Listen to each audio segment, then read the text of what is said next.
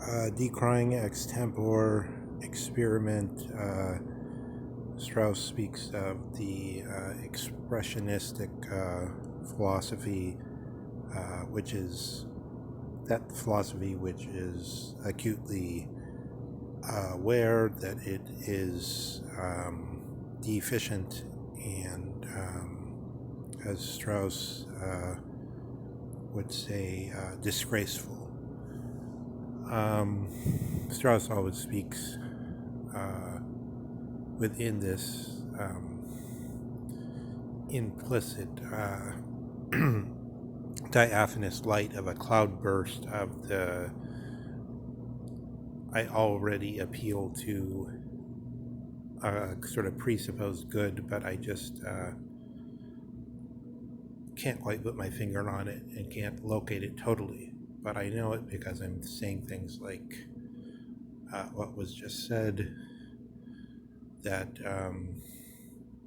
a certain kind of expressionism, meaning something that isn't straightforwardly put down like a copy or a representation of an object, but that which is vague and ambiguous, is thought under his dispensation, the dispensation which wants to come into contact with the everlasting truths of nous or reason. So one of the examples he gives is that a vote must be handled in such a way that the person with more votes wins. Otherwise, it just wouldn't. It wouldn't make no sense. So that's the kind of thing where we talk about it's a mathematical proof, as it were. Possibly not just on metaphor with mathematics, but simply because the Greek sense of mathematics was that of knowledge more widespread than simply mathematical knowledge. Mathematical knowledge was only the first step, and then you can see how the mind can see the second step in empirical claims about such things as voting, or about such things as, to step a step further, perhaps about such things as the principle of separation of powers. You can see how they're like mathematics in their the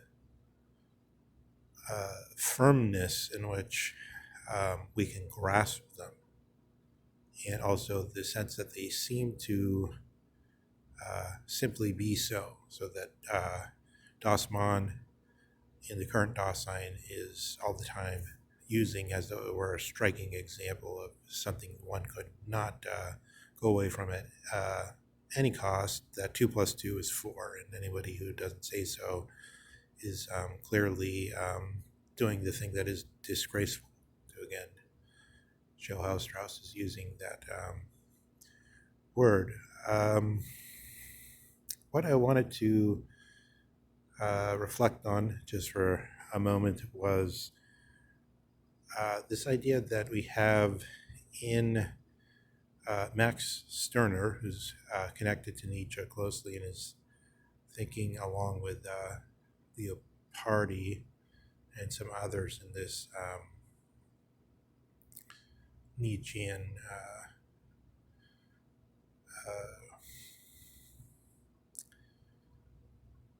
waters, these blue and green Nietzschean waters, the pan-oceanic sea of Nietzsche's colors reflecting in the light and multifacets.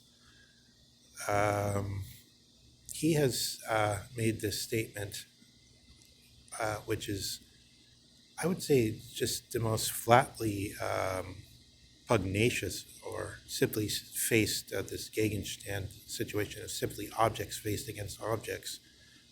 But here the objects are the highest understanding of what we are. That he said, Max Stirner says that this notion of the thinking animal, the logos animal, the reasoning animal, ratio animal, the rational animal, this notion is obviously faulty, and anyone can see that what we're really talking about is the animal that knows that it has a life, its own life, and therefore what we're dealing with is not reason or a rational animal in existential deathmatch with another rational animal, but life versus life, so that there could be no holds bars, no holds barred. This is a direct opposition with what Strauss would understand as sort of this naivete of the early philosophy, which he still shares in, has an elective affinity with Platon, that says the truth must be good.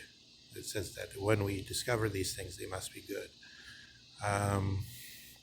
And this goodness becomes the fact that we are armed with this ability to think about these kind of things, just like somebody who fixes clocks has his instrumentarium, or he has his tools for tweaking around inside the clock with the silver and brass mechanism.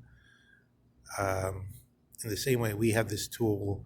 It was for doing something called coming up with the why about the good.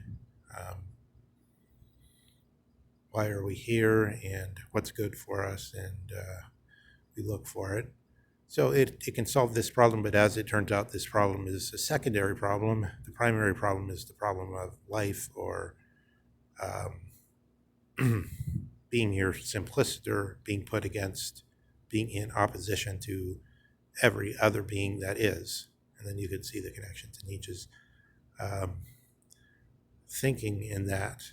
So I think at Stirner's level, you don't get the same refinement of high thinking that you get in Nietzsche, of really going more strongly